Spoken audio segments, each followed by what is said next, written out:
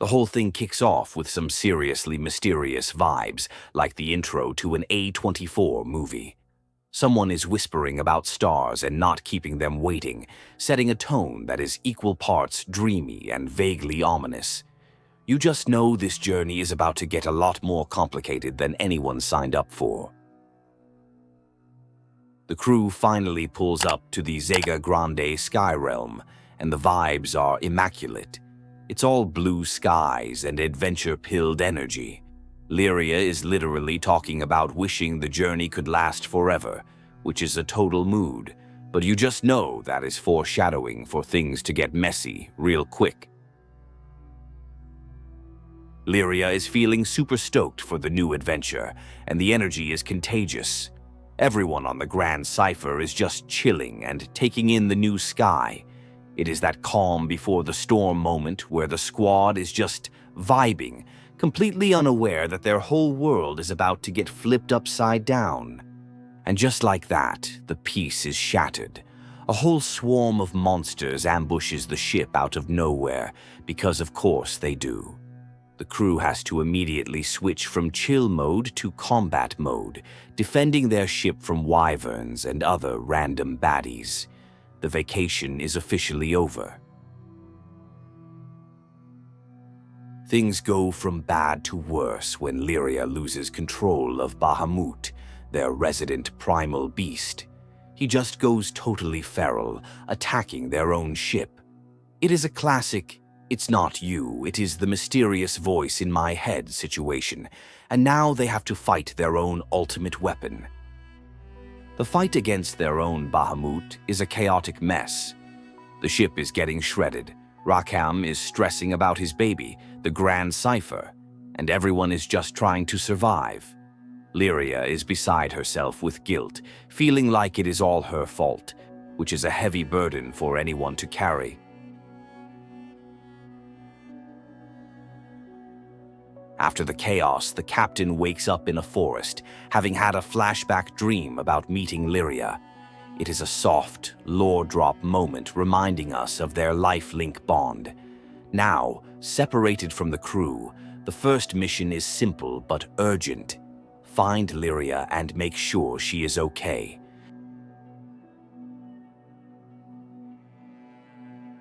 The captain and Vyrn navigate the massive forest, which is giving Major Zinkenstill tutorial-level energy. It is a moment of quiet determination as they search for Lyria, with Vyrn trying to keep spirits high.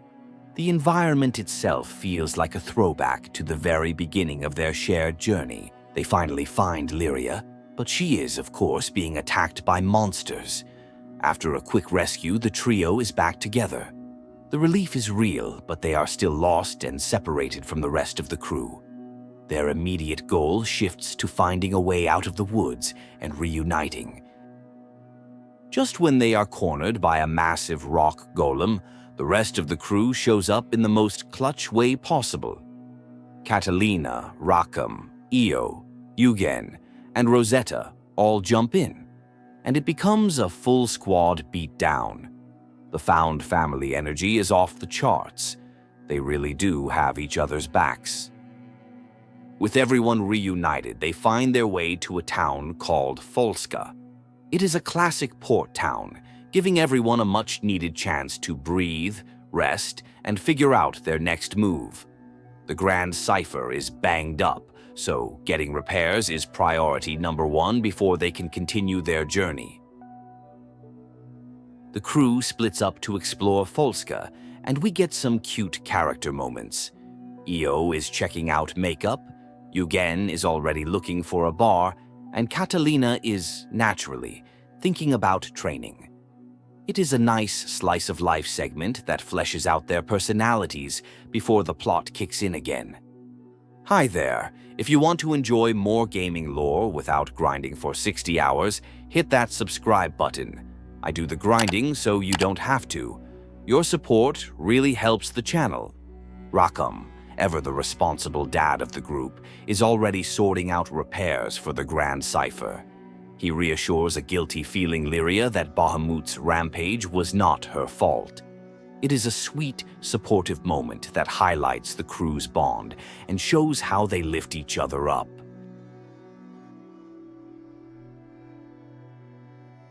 Rosetta gives Lyria a wholesome new side quest to start a journal or a guidebook of their adventures. It is a way to help her feel useful and process everything that has happened. This little interaction is super meaningful, showing how the crew nurtures Lyria's growth beyond her powers. While waiting for the others, the captain and Lyria share a quiet, heartfelt moment overlooking the town. Lyria thanks the captain for always protecting her, reaffirming their deep connection. It is the core relationship of the story, getting a moment to shine before the next big crisis inevitably hits. The chill is interrupted by the arrival of a quirky dude in glasses named Roland. He introduces himself as a handyman vicar from the Church of Avia, right before a villager runs in screaming about a tornado. This is the official start of the next plot arc, with Roland as their guide. The crew quickly pieces together that the tornado and Bahamut's earlier freakout are connected. They convince a hesitant Roland to let them tag along to the affected village, Temple. Their goals are aligned, so it makes sense to team up. The impromptu quest to become tornado chasers is on. On Roland's airship, we get formal introductions. Roland reveals he is a Mr. Fix-It, who handles all sorts of odd jobs for the church, from repairs to counseling. His goofy, over-the-top personality immediately clashes with the crew's dynamic in a hilarious way, especially with Vyrn nicknaming him Fix-It Dude. Arriving at Temple, they find the village in chaos. The fierce winds have agitated the local goblins, who are now attacking the fleeing villagers. The crew agrees to handle the goblin extermination while Roland organizes the evacuation. It is time for the Skyfarers to do what they do best: help people. Roland hooks them up with a transceiver he built himself, which is low-key impressive. This introduces a new gameplay mechanic and establishes Roland as more than just a goofy vicar. He is also a skilled inventor. The stage is set for a coordinated rescue mission across the monster-infested island. The crew fights their way through Temple, rescuing groups of villagers from goblin hordes. The chaotic winds and rampaging monsters feel familiar, reminding them of their past encounter with the primal beast Tiamat. This new primal, however, seems to have a different, more hostile energy to it. After rescuing several groups of villagers, they learn that more people are being held captive in a nearby goblin fortress. Without hesitating, the captain decides they have to go in. It is a classic hero moment, showing they will always go the extra mile to save everyone they can. Inside the fortress, they are faced with a massive armored goblin knight. It is a classic mini-boss showdown, testing their teamwork and combat skills. The fight is intense, but they manage to take the big guy down, proving once again that they are not a crew to be messed with. With the hostages safe, the crew decides to confront the primal beast, causing all the trouble. Lyria senses its pain and wants to help. Roland, after some hesitation, agrees to get the villagers to safety while the crew handles the primal, trusting in their strange but effective methods. They venture into the mines toward the primal's altar, and the environment itself is a challenge. The winds are ridiculously strong, causing platforms to crumble and making traversal a nightmare. Lyria can hear the primal's whispers, confirming that it is in a state of deep suffering and needs their help. They finally confront the primal beast of wind, whose name Lyria learns is Furicane. Just like with Bahamut, Lyria cannot immediately connect with it, so the crew has to fight it to weaken it first. The battle plan is set. Beat it up just enough for Lyria to work her magic. After a tough battle, Lyria successfully calms and absorbs Fury Kane's power. Just as they are celebrating their victory, a mysterious red airship appears out of nowhere. This is the introduction of the main antagonists, and the vibe immediately shifts from a monster of the week problem to something much bigger.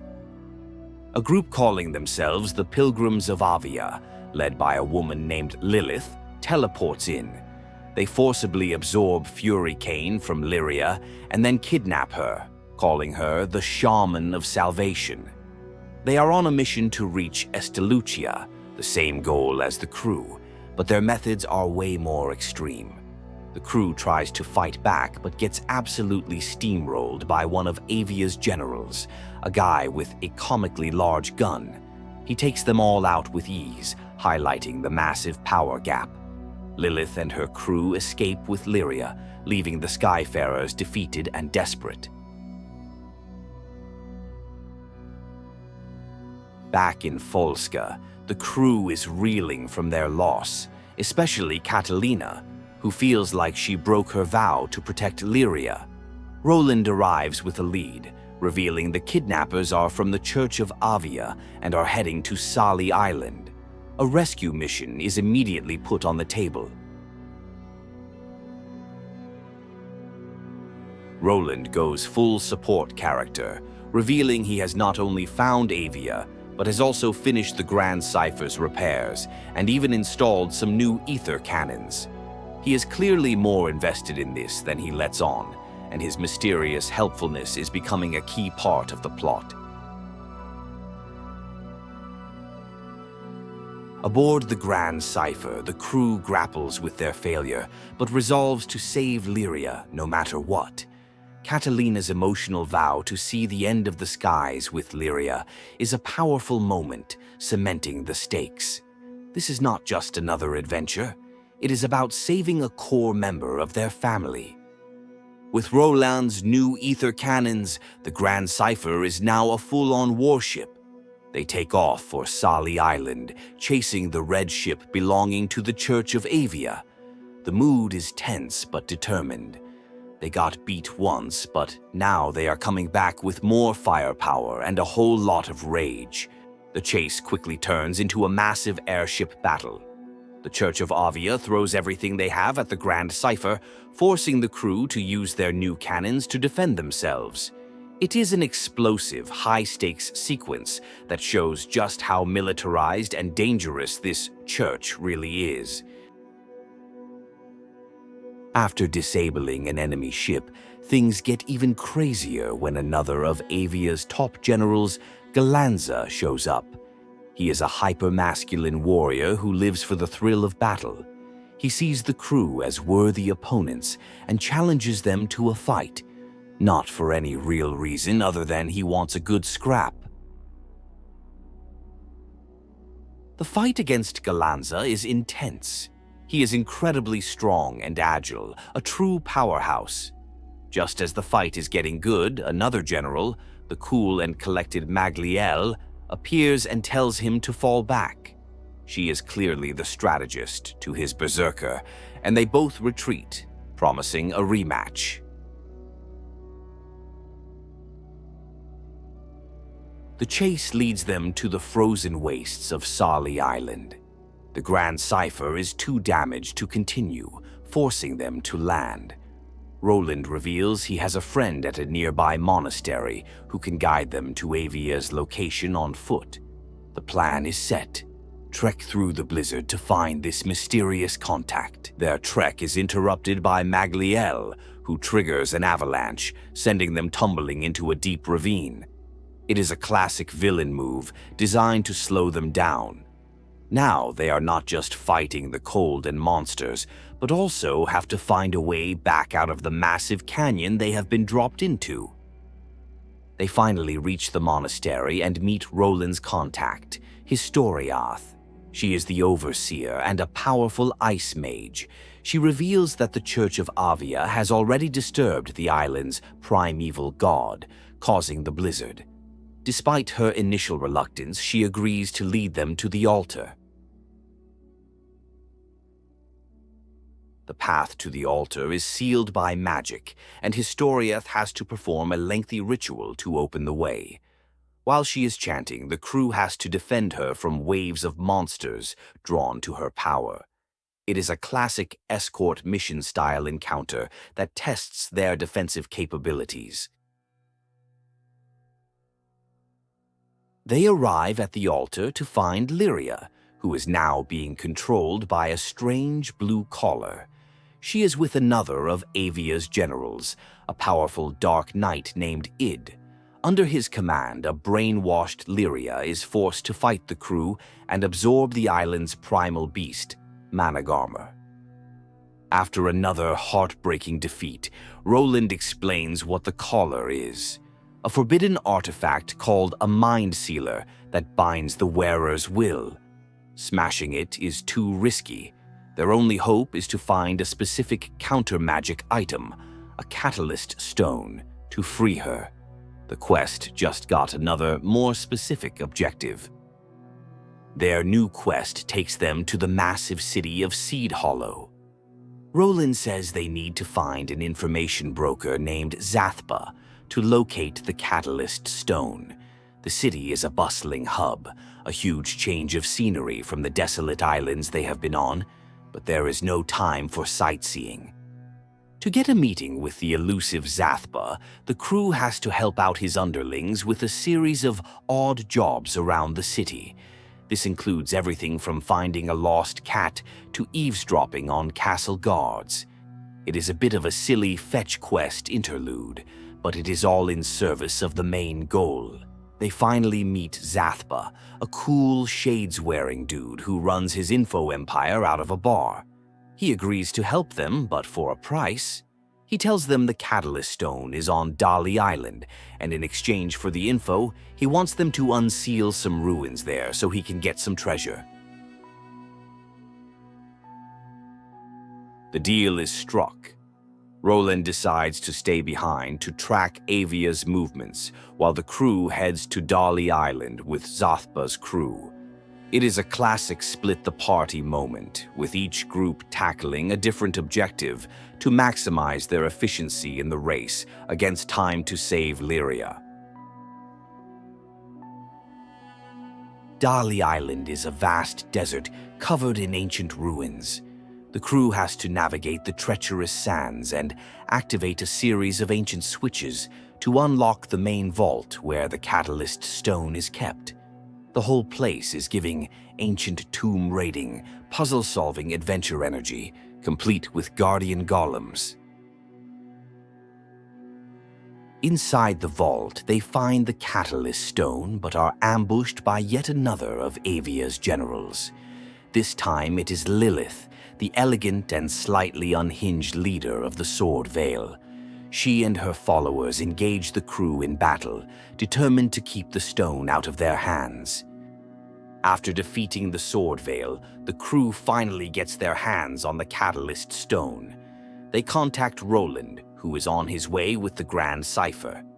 Just as they are about to be picked up, the entire island starts to shake. Unsealing the ruins has awakened the island's primeval god, Excavallion.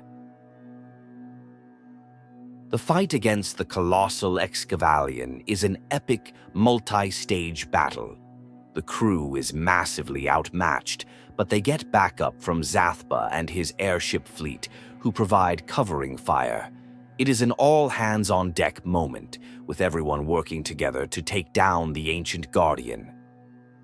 With Excavallion defeated and the catalyst in hand, the crew celebrates their victory.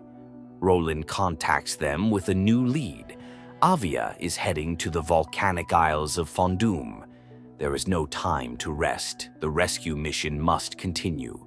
The Grand Cipher sets a course for the next fiery destination.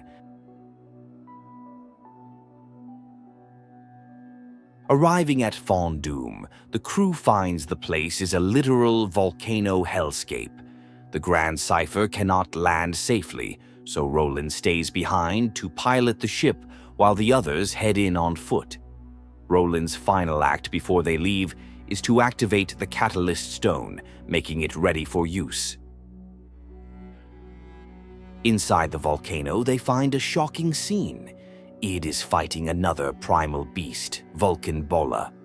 But what is even crazier is that Vulcan Bola seems to be the one who has captured Lyria, encasing her in a crystal.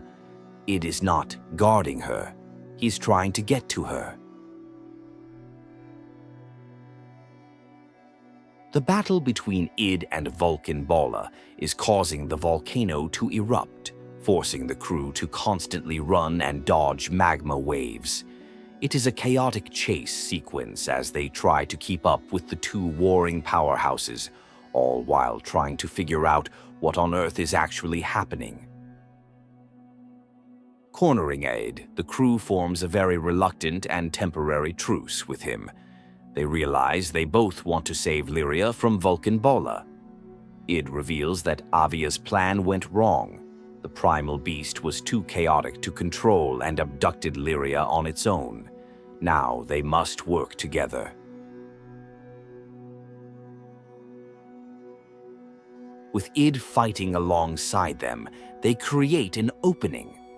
Vyrn uses the activated catalyst stone on the crystal holding Lyria. The first attempt works, weakening the crystal and freeing Lyria's consciousness. But Vulcan Bola escapes deeper into the volcano, taking the crystal with it.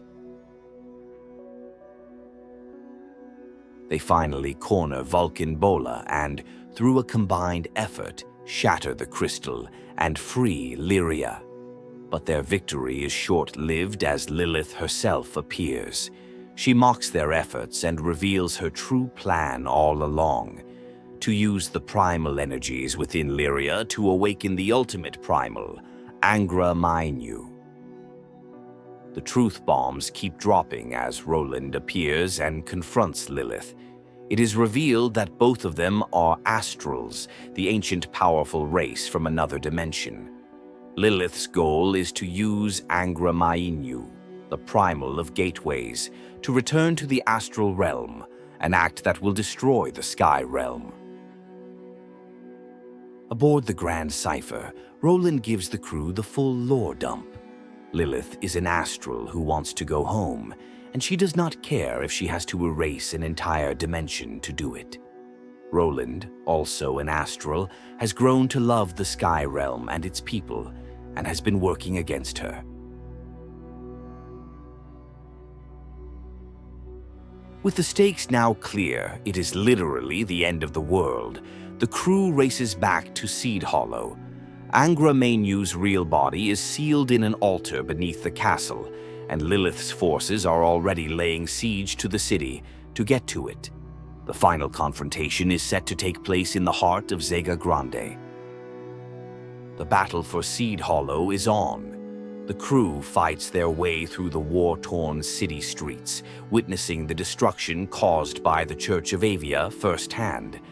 Zathba provides intel, confirming Avia is focusing all their efforts on capturing the castle, ignoring everything else. Inside the castle, they have a climactic rematch with Galanza and Magliel. This time, the fight is more personal. After a grueling battle, a defeated Galanza asks them to spare his family, the Sword Veil.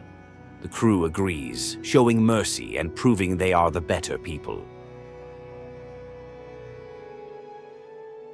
They reach the altar just as Lilith is about to begin the ritual. They are confronted by Id, who is still loyal to Lilith, though his faith is clearly shaken. The crew is forced to fight him one last time, a tragic battle against someone they know is being manipulated by a toxic mother figure.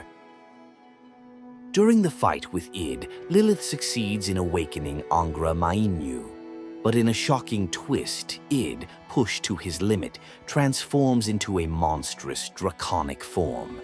It is revealed that he is not just a strong warrior, he is a vessel for something far more powerful and ancient. The newly awakened Angra Mainyu is a terrifying reality-bending entity. It immediately overpowers Roland, absorbing him. The crew is forced to fight this cosmic horror, a being that can warp space and erase people from existence. The stakes have never been higher, and they are losing friends fast. In a moment of desperation, as Angra Mainyu is about to finish them off, the captain's bond with Lyria awakens a new power. The captain wields the Sword of Eos, a legendary blade, and channels a mysterious blue light, turning the tide of the battle. Even Id is shocked by this display. With their combined power, the captain and Lyria summon their own Bahamut to fight Angra Mainyu. It is a spectacular kaiju battle of epic proportions.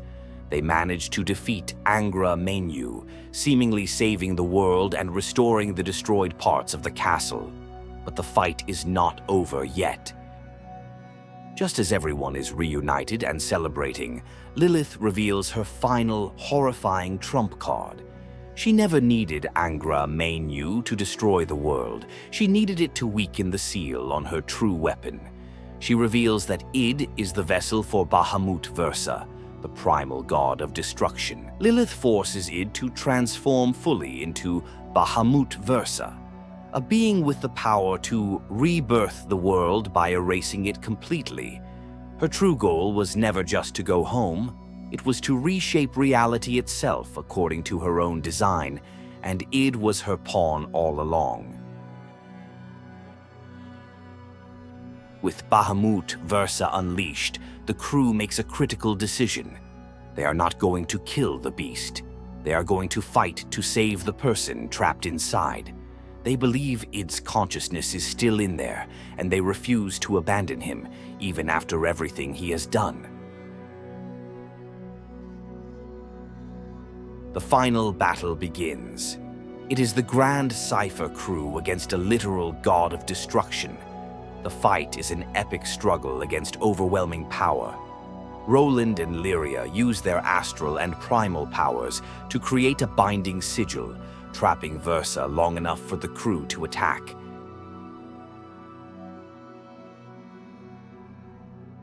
In a shocking turn of events, Id manages to momentarily regain control, manifesting his human form out of Versa's body.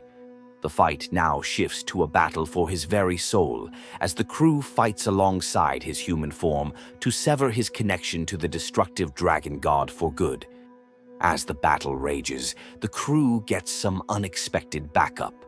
Galanza and Magliele arrive, wanting to repay the crew for sparing them earlier.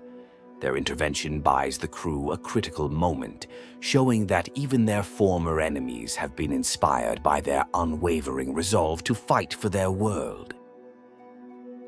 The support does not stop there. Zathba and Historiath also show up, bringing their forces to bear against Versa's endless minions. It is a truly epic moment where everyone the crew has helped and allied with throughout Zegagrande comes together for one final, desperate stand. In the climax of the battle, everyone, the crew, their allies, the entire fleet, pours all their power into one final, massive attack. The combined force is enough to finally overwhelm Bahamut Versa, but Lilith, fused with the beast, is still not defeated. Id, finally free from Lilith's influence, confronts his mother. He rejects her twisted vision and, in a moment of true self-actualization, unleashes his own Bahamut power, seemingly destroying her for good. He finally chooses his own path, siding with the Skyfarers. However, Bahamut Versa is a concept more than a being. Its core remains, threatening to destroy everything. In an act of ultimate sacrifice, Id and a newly freed Roland decide to tackle the core, pushing it back into its own dimension, knowing they will be trapped there as well. The final battle takes place within a dimensional rift as the captain and Id, in their Bahamut forms, fight the raw essence of Bahamut Versa. It is a visually stunning and emotionally charged final showdown to decide the fate of not just the Sky Realm, but of id's own soul. With Versa defeated, Roland uses the last of his power to send the captain back to the Grand Cipher, while he and id remain trapped in the other dimension to ensure the gate stays closed.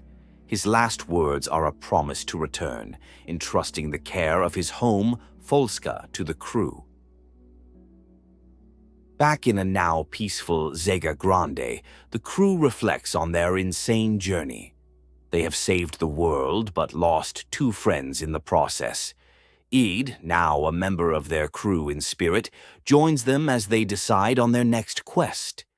Their journey is not over until they bring Roland and id home. The story ends on a hopeful note. The crew, now stronger and closer than ever, sets sail once more. Their original goal of reaching Estelucia is still there, but now they have a new, more personal mission. The adventure continues with the promise of one day reuniting with their lost friends. Gaming lore is long and confusing, but I break it down every week. Subscribe so you never miss a plot twist or hidden detail. Thanks for watching.